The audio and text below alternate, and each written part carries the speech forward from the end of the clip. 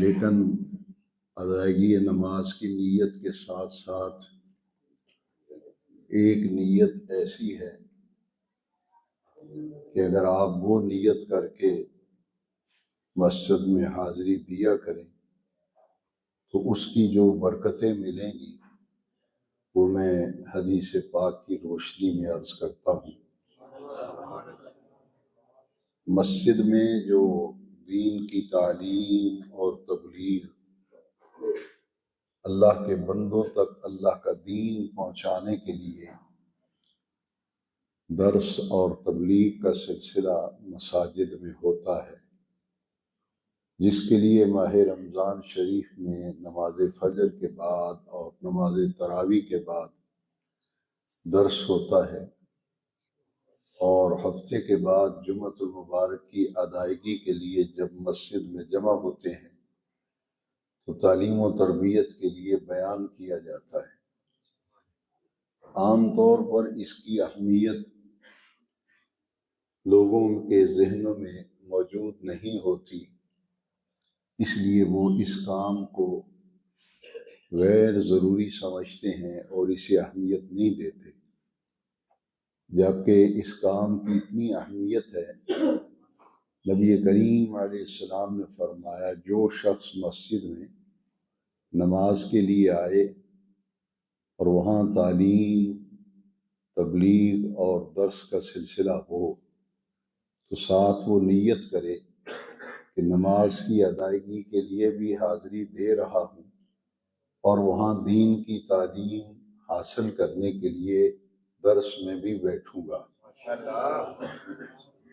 حضور نے فرمایا، جو آدمی دو نیتیں کر کے آئے، ایک نیت دین سیکھنے کی اور ایک نیت جو دین سکھانے والا ہے، تعلیم دینے والا ہے، وہ نیت کرے کہ نماز کی ادائیگی کے لیے بھی جا رہا ہوں اور لوگوں کو دین کی تعلیم بھی دوں گا، اور جو تعلیم حاصل کر رہے ہیں وہ نیت کر کے آئے کہ آج ہم نے دین کی پیاری پیاری باتیں سیکھنی ہیں، تعلیم دین کی حاصل کرنی ہے۔ حضور نے فرمایا، دو نیتیں ہیں، جو شخص یہ نیتیں کر کے آئے گا قیامت کے دن اس کو میں اپنے ہاتھوں سے جوم کوثر پلاؤں گا اور اس کو جنت میں داخل ہونے تک پیاس نہیں لگے گی۔ اتنی اہمیت ہے مساجد میں ہونے والی تعلیم اور تبلیغ۔ بدقسمتی سے جہاں بہت سے معاملات میں بگاڑ آ گیا، ان میں سے ایک بگاڑ یہ ہے کہ لوگ یہ سمجھتے ہیں کہ کوئی جلسہ ہو رہا ہے، تقریر ہو رہی ہے، وہ دین سیکھنے، سکھانے، سمجھنے، سمجھانے کا جو تصور تھا وہ تیزی کے ساتھ ہمارے دلوں سے نکلتا چلا جا رہا ہے۔ اس لیے میں نے آپ کو یہ حدیث شریف سنائی کہ آپ یہ ذہن میں لے کے آیا کریں کہ نماز فجر کی ادائیگی کی سعادت بھی حاصل کریں گے، مسجد کی 5 وقت کی حاضری بھی ملے گی، اور ساتھ ساتھ دین کی پیاری پیاری اچھی اچھی باتیں سیکھنے کو ملیں گی۔ آج ہم جس آیت کریمہ کو پڑھ رہے ہیں اور سمجھ رہے ہیں، یہ سورہ بقرہ کی آیت نمبر 177 ہے، اور رات کی تراویح میں ہم نے اس آیت کریمہ کی سماعت بھی کی۔ اس ایک آیت ہے، اور اس ایک آیت کے اندر نیکی کا جو قرآنی تصور ہے کہ اصل نیکی کسے کہتے ہیں، یہ اصل نیکی ہے کیا، اس کو بیان کیا گیا۔ رب ذوالجلال نے فرمایا، لیس البر ان تولوا وجوہکم قبل المشرق والمغرب ولکن البر من آمن باللہ والیوم الآخر والملائکۃ والکتاب والنبیین وآت المال على حبه ذوی القربى والیتامى والمساکین وابن السبیل والسائلین فی الرقاب وأقام الصلاة وآتى الزكاة والموفون بعهدهم إذا عاهدوا والصابرين في البأساء والضراء وحين البأس أولئك الذين صدقوا وأولئك هم المتقون۔ یہ پوری آیت ہے جو میں نے تلاوت کی۔ رب ذوالجلال نے فرمایا لیس البر، نیکی صرف یہی نہیں ہے کہ ان تولوا وجوہکم، کہ تم پھیر لو اپنے چہروں کو قبل المشرق والمغرب۔ نیکی صرف یہ نہیں کہ تم اپنے چہرے مشرق اور مغرب کی طرف پھیر لو، یعنی نماز کی ادائیگی کو ہی صرف نیکی تصور کرنا کہ ہم نے نماز پڑھ لی، بس ہم نے نیکی کا کمال حاصل کر لیا۔ تو رب ذوالجلال نے فرمایا یہ بھی نیکی ہے، یہ بھی نیکی، لیکن صرف یہی نیکی نہیں ہے، اور بھی کچھ کام ہیں جو کرنے والے ہیں۔ لیس البر، اس کا یہ مطلب ہے کہ صرف اسے ہی نیکی نہ تصور کرو، صرف اسے ہی نیکی نہ سمجھ لو، بلکہ اس کے علاوہ بھی بہت سے ایسے کام ہیں جو تمہارے ذمے اللہ کریم نے لگائے ہیں، اور نیکی کا اصل تصور پھر بیان کیا گیا۔ وَلَٰكِنَّ الْبِرَّ، اللہ کریم نے فرمایا بلکہ اصل نیکی تو اس شخص کی ہے۔ وَلَٰكِنَّ الْبِرَّ مَنْ آمَنَ بِاللَّهِ وَالْيَوْمِ الْآخِرِ وَالْمَلَائِكَةِ وَالْكِتَابِ وَالنَّبِيِّينَ، فرمایا کہ اصل نیکی تو اس شخص کی ہے جو ایمان لائے اللہ پر اور قیامت کے دن پر اور فرشتوں پر اور کتابوں پر اور نبیوں پر۔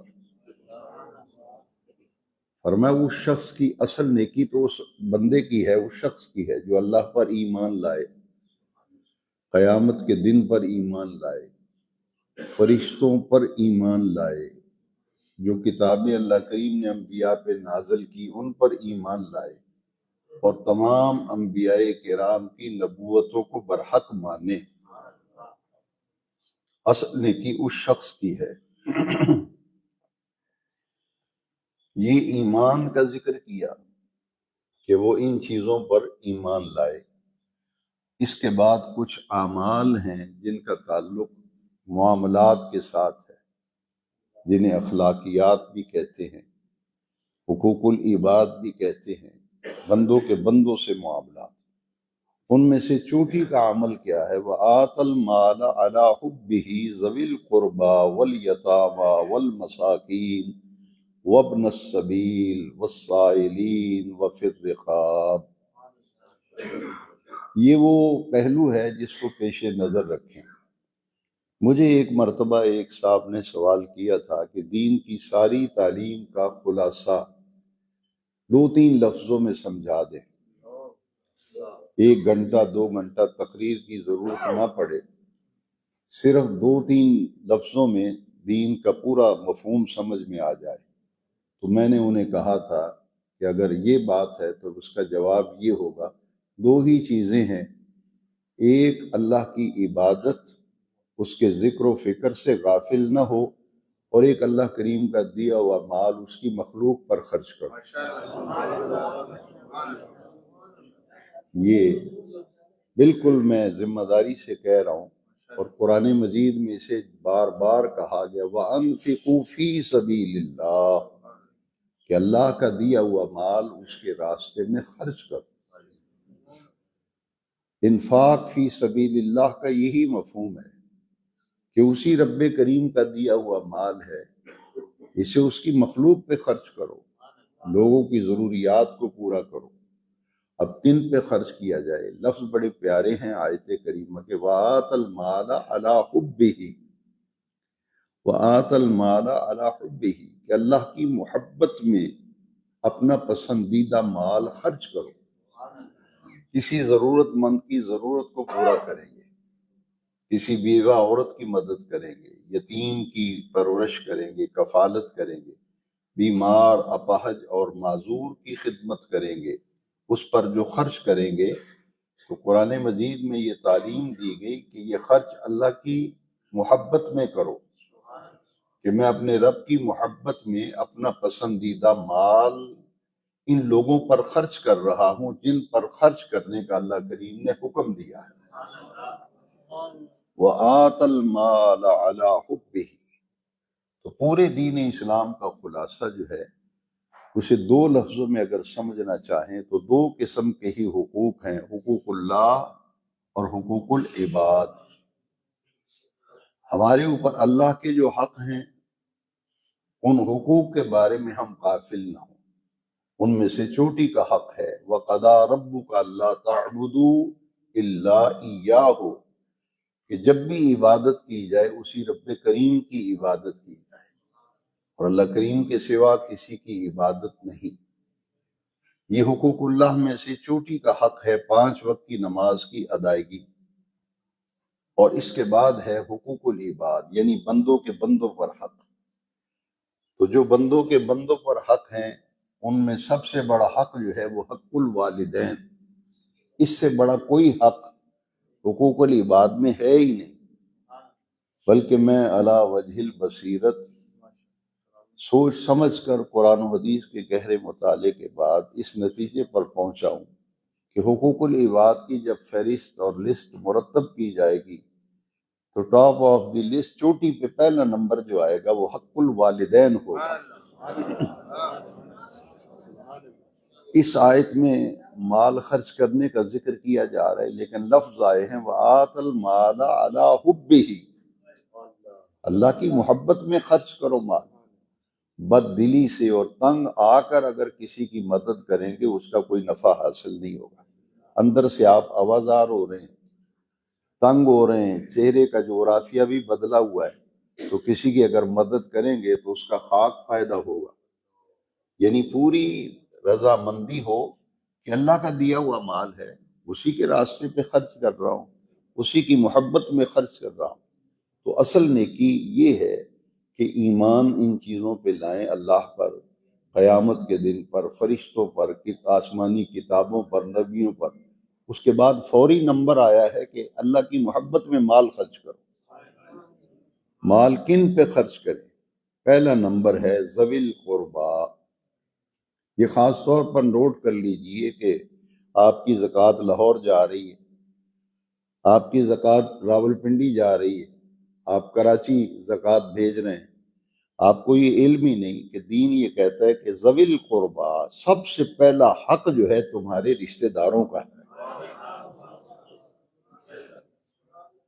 بھائی کو دوائی کے لیے پیسے نہیں، ہمشیرہ کے پاس بچوں کو پڑھانے کے لیے بچوں کی فیسوں کے پیسے نہیں، آپ زکوٰۃ غیروں میں بانٹتے پھرتے ہیں۔ سب سے پہلا حق جو ہے جب زکوٰۃ نکالیں، صدقہ و خیرات کریں، سب سے پہلا حق جو ہے وہ بہن بھائیوں کا ہے، ان پہ خرچ کرو۔ ذوی القربا، جو تمہارے خونی رشتے ہیں، قریبی رشتے دار ہیں، ان کا حق دین کہتا ہے سب سے پہلے ہے۔ صرف باپ دادا کو زکوٰۃ نہیں دے سکتے، بیٹا باپ کو زکوٰۃ، ماں کو زکوٰۃ، دادا دادی کو زکوٰۃ، اور زکوٰۃ دینے والا بیٹے پوتے پڑپوتے کو نیچے اور اوپر دونوں طرف زکوٰۃ نہیں دے سکتا، لیکن دائیں بائیں زکوٰۃ دے سکتے ہیں۔ ادھر بھائی ہے، بہن ہے، ادھر دوسرے رشتہ دار ہیں، سگا بہن بھائی، اس کو بھی آپ زکوٰۃ دے سکتے، صدقات و خیرات دے سکتے۔ لیکن اس میں ایک خاص نقطہ یہ ہے کہ جب آپ زکوٰۃ دیتے ہیں، مال خرچ کرتے ہیں، تو جس کو دے رہے ہیں اس کو بتانا ضروری نہیں کہ یہ زکوٰۃ کے پیسے ہیں۔ شریعت نے کیسی پیاری تعلیم دی ہے۔ آپ نے جب نیت کی کہ میں اپنی زکوٰۃ دے رہا ہوں، زبان سے کہنے کی ضرورت ہی نہیں۔ جب آپ نے اپنی نیت کی میری زکوٰۃ کی ادائیگی ہے، میری سگی بہن اس کی حقدار ہے، سگا بھائی اس کا حقدار ہے، تو آپ جب اس کو یہ ان کی مدد کریں، انہیں کہیں یہ آپ کے اخراجات کے لیے، آپ بیمار ہیں دوائی وغیرہ لیتے، اس کی دوا لے لیں، یہ بچوں کے لیے میں دے رہا ہوں، بچوں کی تعلیم پہ خرچ کر لیں، اپنی ضرورت کو پورا کر لیں۔ تو یہ ہے کہ جس کو زکوٰۃ دی جائے اس کو بتانا ضروری نہیں ہوتا، آپ کی نیت کرنے سے آپ کی زکوٰۃ ادا ہو جائے گی۔ اور بتانا اس لیے بھی نہیں چاہیے کہ ممکن ہے وہ یہ سمجھے کہ اس میں اپنی بے عزتی اور وہ توہین تصور کرے کہ یہ مجھے حقیر سمجھ کے زکوٰۃ دے رہا ہو، کہتا ہے کہ یہ لو زکوٰۃ۔ اس لیے اسلام عزت نفس کا بڑا خیال رکھتا ہے۔ مسلمان کی عزت اللہ کو بڑی پیاری ہے۔ آج ہم مسلمان کو ذلیل کر رہا ہے، اس کو رسوا کرنے کی کوشش کر رہا ہے، جبکہ دین یہ کہتا ہے، نبی کریم علیہ السلام نے فرمایا کعبہ تیری بڑی حرمت ہے، لیکن مومن کی عزت اور مومن کی حرمت کعبے سے بھی زیادہ ہے۔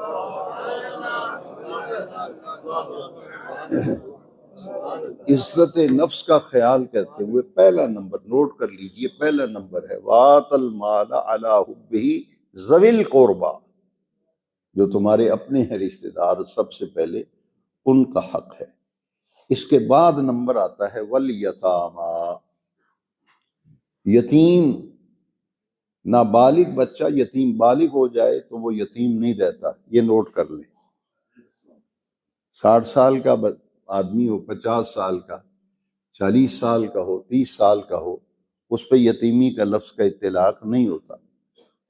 یہاں یتیم سے مراد نابالغ بچہ جس کی کوئی پرورش کرنے والا نہیں، جس کی کوئی کفالت کرنے والا نہیں، جس کو کوئی سنبھالنے والا نہیں۔ رشتہ دار عمومی طور پر سبھی جگہ یہ معاملہ نہیں ہوتا، عمومی طور پر ایسا ہوتا ہے یتیم بچوں کا لوگ تماشا دیکھتے ہیں، برادری تماشا دیکھتی ہے، رشتہ دار تماشا دیکھتے ہیں، کہتے ہیں بڑی عیشاں کرتے سر انہوں لگے گا پتہ۔ یہ کتنی تکلیف دہ باتیں ہیں جس سے ہم اپنے عمل نامے کو بھی ضائع کر بیٹھتے ہیں۔ لہٰذا ہمارا دین یہ کہتا ہے کہ آپ کے قریبی رشتہ داروں میں جو بچے یتیم ہیں، دوسروں کی کفالت کرتے پھرتے ہو، یاروں بیلیوں پہ لٹاتے پھرتے ہو، خرچ کر رہے ہو، اپنے نام و نمود کے لیے سب کچھ کر رہے ہو، تمہارے اپنے خاندان میں، اپنے قبیلے میں، اپنے عزیز و اقارب میں ایسے یتیم بچے ہیں جن کو کوئی پڑھانے والا نہیں، تو کم سے کم ایک بچے کی کفالت اپنے ذمے لے لو۔ ایک یتیم بچہ، اگر اللہ نے مال کی فراوانی دی ہے، ایک بچے کی تعلیم اور تربیت اپنے ذمے لے لو، زندگی بھر کے لیے آپ کے لیے وہ صدقہ جاریہ بن جائے گا۔ بہترین تحفہ اولاد کے لیے ماں باپ کا وہ تعلیم اور تربیت ہے، بچوں کی اچھی تعلیم، اچھی تربیت، اور اس کے لیے ذوی القربیٰ کے بعد نمبر ہے یتامہ، یتیم لوگ، بچے۔ جب بچہ بالغ ہو جاتا ہے تو یتیم نہیں ہوتا، پھر یعنی اس کو کوئی سنبھالنے والا نہیں، اس کی کوئی اخلاقی تربیت کرنے والا نہیں، تو یہ کام اپنے ذمے لے لیں۔ نبی کریم صلی اللہ علیہ وسلم اسے بڑا پسند فرماتے تھے۔ ایک بڑا پیارا واقعہ ہے کہ عید کا دن تھا، نبی کریم علیہ السلام عید کی نماز کے لیے پڑھانے کے لیے تشریف لے جا رہے تھے مدینہ منورہ میں مسجد غمامہ۔ جو لوگ زیارات کر چکے ہیں اور جنہوں نے ابھی تک زیارت نہیں کی، اللہ ان کو بھی مدینہ طیبہ کی حاضری نصیب فرمائے۔ وہاں ایک مسجد ہے، مسجد غمامہ، بادل، یعنی غمامہ بادل کو کہتے ہیں۔ گرمی کا موسم تھا اور عید کی نماز کا وقت تھا، سامنے دھوپ تھی، تو جب حضور خطبہ ارشاد فرما رہے تھے کھلے میدان میں، تو بادلوں نے اوپر سایہ کر لیا تھا، تو اس جگہ پہ مسجد بن گئی، اسے کہتے ہیں مسجد غمامہ۔ یہ وہ جگہ ہے جہاں حضور عید کی نماز پڑھاتے تھے۔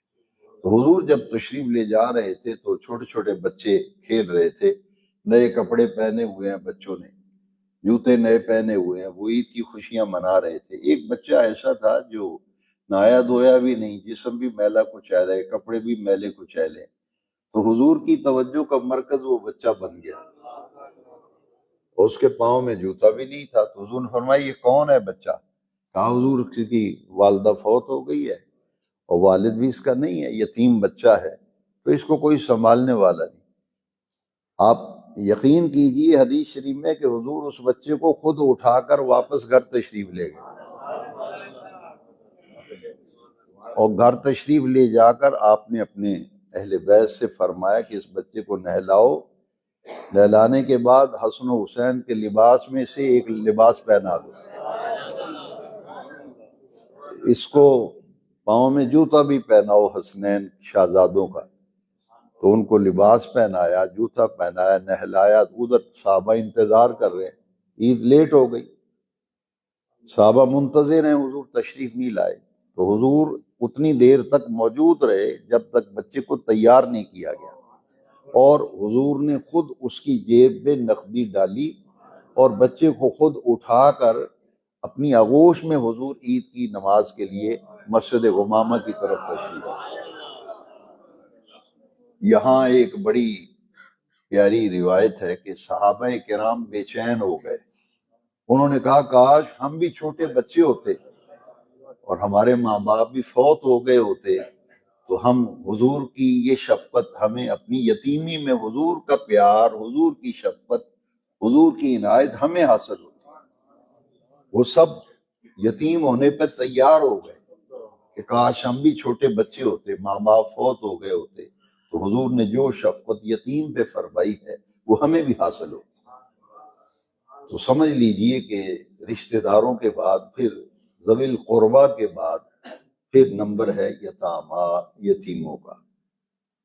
یہاں بہت سی احادیث بیان کی جا سکتی ہیں مگر وقت جو ہے اس کے دامن میں گنجائش نہیں۔ اس کے بعد نمبر آتا ہے والمساکین، مسکین لوگ، یعنی جن کی گزر اوقات جو ہے بڑی مشکل سے ہوتی ہو اور ان کے لیے کچھ ہے ہی نہیں، نہ اپنا ذاتی مکان ہے نہ اپنا کاروبار ہے، محنت مزدوری کر کے وقت پاس کرنے والے لوگ ہیں اور ان کا گزر بسر مشکل سے ہوتا ہے اور بڑی تنگی سے ان کا وقت گزر رہا ہے۔ ایسے لوگوں کو معاشرے کے اندر تلاش کر کے ان کی دہلیز پر مدد کرنا یہ دین کا حکم ہے۔ انہیں قطار میں کھڑا نہ ہونا پڑے، کسی کے دروازے پہ جانا نہ پڑے، خود اپنے گلی محلے میں۔ اس لیے کہتے ہیں کہ جہاں آپ کی رہائش ہے 10-15 مکان آپ کے سامنے، 10-15 مکان دائیں بائیں، 10-15 مکان پیچھے، اس ایریے میں دیکھیں کہ کون ضرورت مند ہے تو خود اس کی دہلیز پر اس کو گھر بلا کے نہیں کہ تم آنا میں تمہیں راشن دوں گا، تم دکان پہ آنا تمہیں پیسے دوں گا۔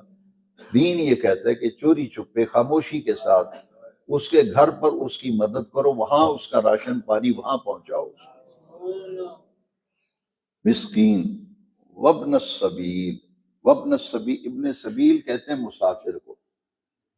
آپ میں سے اگر خدا نہ کرے ایسے واقعات آپ نے دیکھے ہوں گے، میں نے تو دیکھے ہیں ایک دو ایسے واقعات پیش آئے۔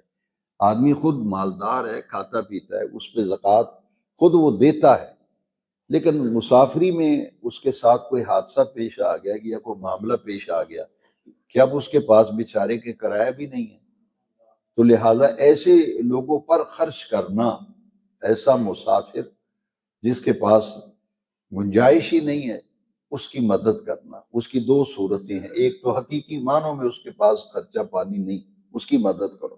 دوسرا اس میں وہ بھی شامل ہے کہ جو خود ہے تو پیسے والا بندہ لیکن سفر میں اسے کوئی پریشانی بن گئی، کوئی تکلیف آ گئی، اس پر خرچ کرنا، یہ بھی اللہ تعالیٰ کو بڑا پسند ہے۔ والسائلین، سائلین کا مطلب ہے مانگنے والا، کہ اگر سوالی کوئی آیا ہے، ضرورت مند ہے یا نہیں، اگر آپ کو یقین ہے کہ یہ بندہ ضرورت مند نہیں، اس کا پیشہ ہے مانگنا، یہ پیشہ ور مانگت ہے یا یہ اس کی عادت ہے مانگتے رہنا، سوال کرتے رہنا، تو یہ ہے کہ اس کو خالی نہ لوٹاؤ، کچھ نہ کچھ اس کی مدد ضرور کرو، کچھ نہ کچھ اس کی مدد، کیونکہ آپ کے دروازے پہ وہ سائل بن کے آیا ہے، ضرورت مند ہے یا نہیں، لیکن آپ کے دروازے پہ چونکہ آ گیا ہے تو تنگی سے نہیں، خوش دلی سے کچھ نہ کچھ اس کو ضرور دے دو اور کہہ دو بھائی جتنی گنجائش تھی تمہیں دے دیا، اسی پہ گزارا کرو۔ اصل معاملہ ہے سائلین میں سے وہ جن کے متعلق آپ کو یقین ہو، آپ سمجھتے ہو کہ واقعی یہ مستحق ہے اور اس کو ضرورت پڑ گئی ہے تو میری دہلیز پہ آیا ہے، تو قرآن میں یہ بتایا گیا کہ ایسے سائل، سوالی، مانگنے والے کہ جو حقیقی معنوں میں ضرورت مند ہیں، حاجت مند ہیں، ان کی مدد کرنا، اللہ کی محبت میں اس کا دیا ہوا مال ان پہ خرچ کرنا۔ اور اس کے بعد نمبر آتا ہے وفی الرقاب، گردنیں چھڑانا۔ گردنیں چھڑانے کا مطلب یہ ہے کہ ایک آدمی جو ہے وہ پھنس گیا ہے، اس نے کسی کے پیسے دینے، اس بیچارے سے وہ بن ہی نہیں رہے، دے نہیں پا رہا، تو اس کی مدد زکوٰۃ کے پیسوں سے، صدقات و خیرات سے کر کے اس کا قرض ادا کر دے۔ ایک مقروض ہے بیچارہ، وہ حقیقی معنوں میں پھنسا ہوا ہے، اس سے قرض دیا ہی نہیں جا رہا، تو کم از کم ایک مسلمان کا یہ قرض ادا کیا جائے، یا دو چار دینی بھائی مل کر، جانتے ہیں کہ یہ شخص ہمارا معاشرے کا فرد ہے مگر حقیقی معنوں میں ضرورت مند ہے، تو اس کے لیے دو چار دینی بھائی مل کر پیسے آپس میں اکٹھے کر کے اس کو کہیں کہ آپ کا قرضہ ہم ادا کرتے ہیں۔ اور بہتر یہ ہوتا ہے کہ بجائے اس کو رقم دینے کے جس کا اس نے قرض دینا، اس کو جا کے دے دیں کہ بھائی اس نے تیرے پیسے دینے ہیں، یہ لے اپنے پیسے پکڑ۔ اس طرح سے اس کی مدد کی جائے۔ اور ایک یہ ہے کہ ایک آدمی جیل میں قیدی ہے، بے گناہ ہے بیچارہ، جیل میں پڑا ہوا ہے، کوئی اس کو چھڑانے والا نہیں، کوئی ضمانت کرانے والا نہیں، تو بے گناہ جیل کے اندر قیدی جو ہیں ان کی رہائی کے لیے جو خرچ کریں گے زکوٰۃ میں سے، صدقات و خیرات میں سے، وہ بھی اللہ کی محبت میں خرچ کریں کہ بے گناہ پھنسا ہوا ہے، چلو میں اس کی مدد کر کے اس کی جان چھڑا دیتا ہوں۔ اسی طرح کوئی آدمی کی ضمانت دے بیٹھا ہے کہ بھائی یہ تینوں پیسے نہیں دے گا، تیری جگہ میں دے آ رہا۔ ہمارا ایک بہت پیارا دوست ہے، وہ بیچارہ پھنس گیا، میں نے کہا یار تو بھی سادہ آدمی ہے، 11 لاکھ کسی کے دینے تھے، کسی نے، وہ بس چونکہ دوستانہ ماحول تھا، اس نے کہا یہ تینوں نہیں دے گا تو میں دیا گا تینوں، وہ کہہ تو بیٹھا، لیکن اب وہ بیچارہ اس کی پوزیشن ہی نہیں 11 لاکھ دینے کی، بس کہہ بیٹھا چل یار کوئی گل نہیں، جان دے، یہ نہیں تینوں دے گا تو میں دیا گا۔ وہ مجھے پتہ چلا کہ وہ بورے والا پولیس پکڑ کے لے گئی ہے، میں نے پتہ کیا کیا معاملہ ہے، انہوں نے کہا جی وہ کسی دی ذمہ داری لے بیٹھا تو 11 لاکھ کتوں دیا میں۔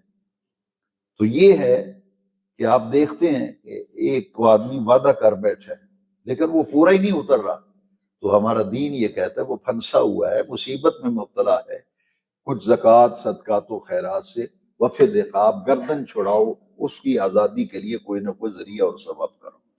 تو اس میں دو چیزیں آ گئی، پہلا ایمان، وہ میں نے آپ کو بتا دیا، اللہ پر ایمان، قیامت کے دن پر ایمان، آسمانی کتابوں پر ایمان، فرشتوں پر ایمان اور نبیوں پر ایمان۔ اس کے بعد نمبر آتا ہے انفاق فی سبیل اللہ، وانفقوا فی سبیل اللہ، وانفقوا فی سبیل اللہ، قرآن مجید میں بار بار آیا۔ اور اگر دوسرے پہلو سے آپ دیکھنا چاہیں تو پھر واضح قرآن مجید میں کئی مقامات پر اقیموا الصلاۃ وآتوا الزکوٰۃ، اقیموا الصلاۃ وآتوا الزکوٰۃ، اقیموا الصلاۃ وآتوا الزکوٰۃ، اللہ کے حقوق کی ادائیگی کے لیے نمازوں کی پابندی، اور اللہ کی مخلوق کی خدمت کرنے کے لیے، خرچ کرنے کے لیے زکوٰۃ دو، مال خرچ کرو۔ اب اس کے بعد آیت کریمہ کا جو آخری حصہ ہے وہ بڑی توجہ سے سن لیں۔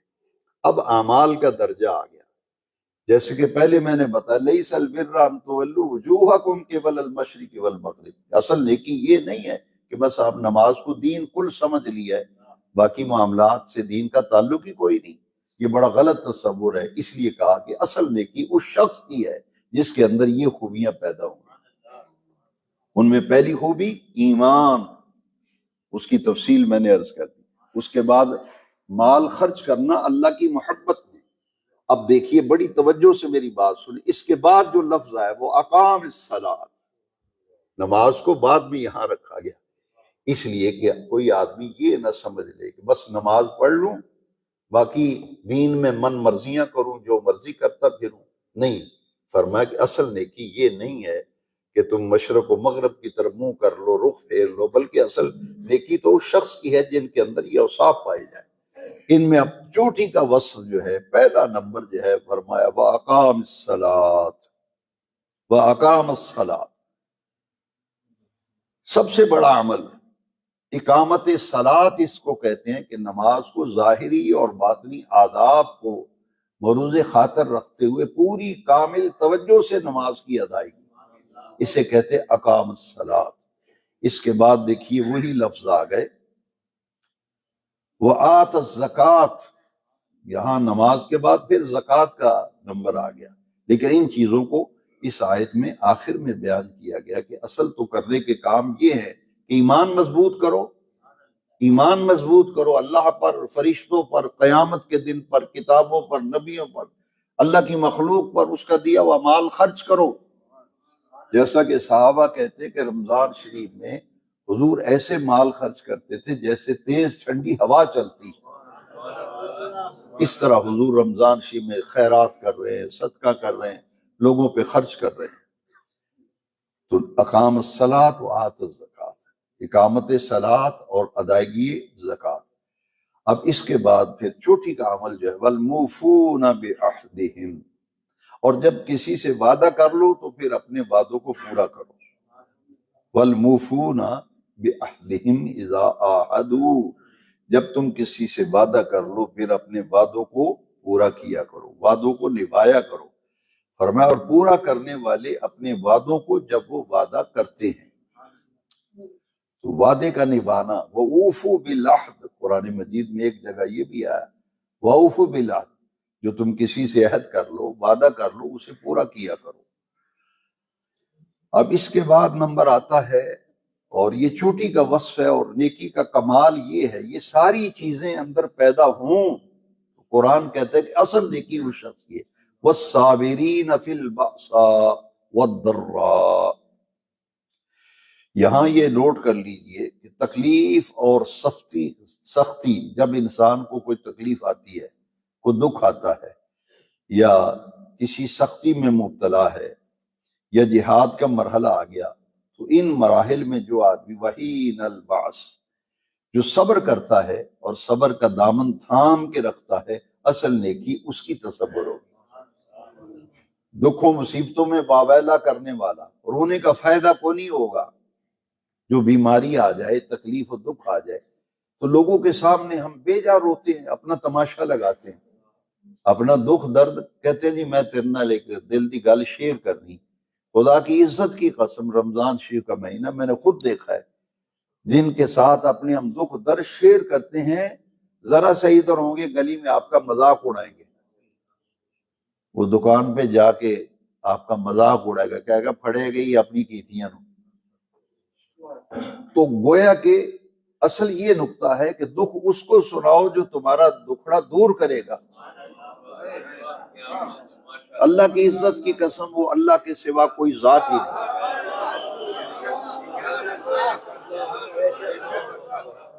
ایسے ہی مشہور نہیں بھین بھرا شریک ہوندے نے، لوگ کہتے ہیں جی بھین بھرا شریک ہوندے نے، کئی لوگ کہتے ہیں میرے بھراواں نوں پتہ نہ لگے، ہاں جی میرے دادکیاں نوں پتہ نہ لگے، نانکیاں نوں، کہتے ہیں جی اے جی رشتہ دار شریک ہوندے نے، یعنی مذاق اڑاتے ہیں، خیر خائی تو درجہ تو رہا نہیں۔ اس لیے یہ جو صبر کا مفہوم آیا ہے اور اس میں خاص طور پر آیا وَالصَّابِرِينَ فِي الْبَأْسَاءِ وَالضَّرَّاءِ وَحِينَ الْبَأْسِ، پریشانیوں میں، دکھوں میں، تکلیفوں میں صبر کرنا۔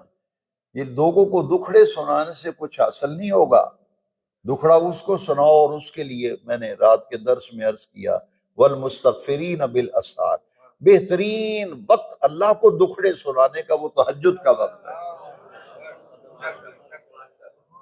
رمضان شریف میں خاص کرنے والا کام ہے۔ ہم 5 وقت کی نماز صحیح نہیں پڑھتے، وقت نہیں دیتے، نمازوں پہ نمازیں چھوڑتی ہیں۔